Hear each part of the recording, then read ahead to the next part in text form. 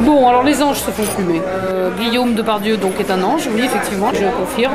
Déglingué hein, quand même l'ange en question. Il n'y a pas de place pour les anges. Pour parler de Guillaume, hein, l'impression qu'il me fait c'est d'être un garçon sur lequel la vie s'est acharnée. Cette espèce de sorte de poussin tombé du nid, quoi, totalement innocent. Toute la violence qui sort de lui est juste une espèce de carapace de défense. Il a perdu ses plumes, donc il a remplacé ça par du béton armé pour pas mourir tout de suite. Ce qui est le cas de beaucoup d'anges d'ailleurs.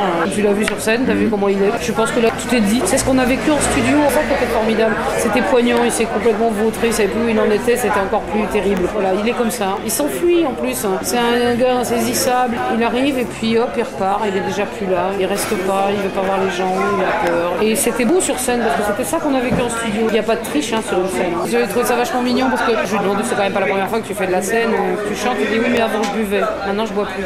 Et là, c'est juste à poil. Quoi. Ouais, il est à poil, quoi. Un peu trop même. C'est une belle rencontre, c'est un bel homme.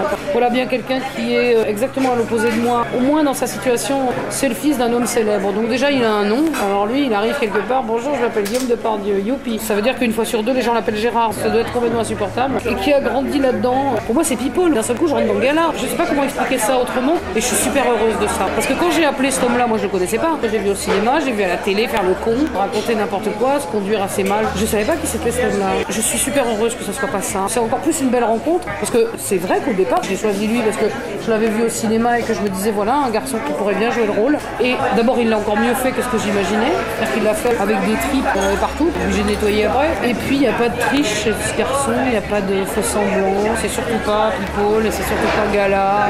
Il mériterait de s'appeler Guillaume Dupont. Dupont-Durand, hein. C'est ça comme ça. Son père, c'est un monstre sacré. Alors, c'est con de dire ça, mais ouais, ça y est, quoi. Il a fait son nom, lui. Ça va. Moi, c'est un garçon que j'adore. Hein.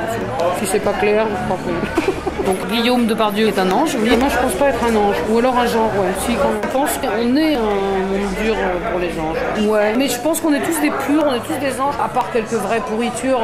Tout le monde a une fêlure, quoi. Tout le monde a un petit moment de fragilité. Ouais, tout le monde a quelque chose sur lequel on peut s'attendrir. J'essaye, moi, en tout cas, toujours de chercher ça. C'est-à-dire le truc sur lequel on peut s'attendrir.